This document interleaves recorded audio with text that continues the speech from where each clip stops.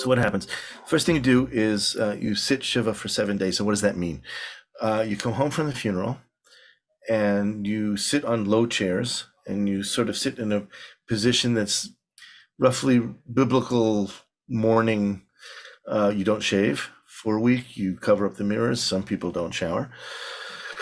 But you're surrounded by family and friends. Your community moves in on you.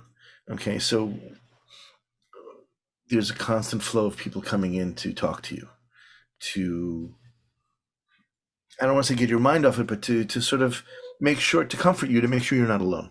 Okay. Mm-hmm. And it's very comforting to have friends and family who come in close.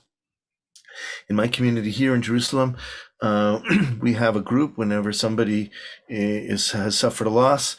The meal groups go out to work, and we all bring food so that no Mm-hmm. one has to cook.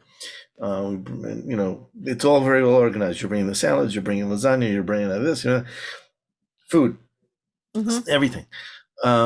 So for 7 days you do this, and you kind of get cabin fever, which is kind of okay because what I find is that memories after loss go from bitter to bittersweet to bitter.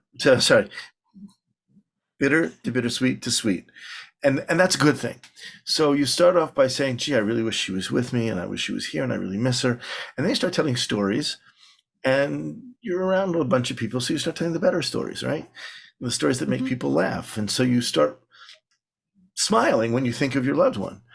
By the end of the week, it's a laugh riot. Everyone's on the floor telling stories and about how wonderful this person was.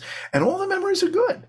It still hurts for Okay. sure, but all the memories are good. So what you have, and this is only the beginning of the process can be much longer, but for 7 days, you are allowed to go as low as you want and feel as bad as you want to feel, but there's always people around you. And by the end of the week, it brings you back up. Okay. Okay. So it's very controlled and it's very nice. A lot of people would ask me, it's one of the things you're really not supposed to ask. People would ask me, how you doing? How do you feel?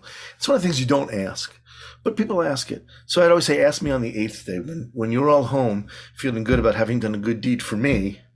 And I'm alone suddenly when the house had been filled yesterday and then today blank. Ask me on the 8th day how I feel because then we'll know if it worked.